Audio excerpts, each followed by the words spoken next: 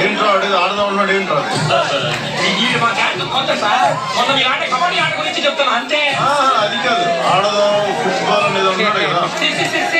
మీరు వచ్చాక physical games మానేసంగా మా తొక్కుడు పిల్ల అంత్యాక్షరం ఆడతాం అంతే. అయితే ఆడదాం అంత్యాక్షరం ఆడదాం. వాడు మీ అన్నంతరంగా చెప్పాలి. ఆ ఒక్కడు ఎవడు అది తెలుసుకోవాలంటే వెంటనే ఇప్పుడే ఆడండి గబ్బర్ సింగ్ స్టూడియోలో అంత్యాక్షరి. ముందు నీతో మొదలు పెడదాం. అవును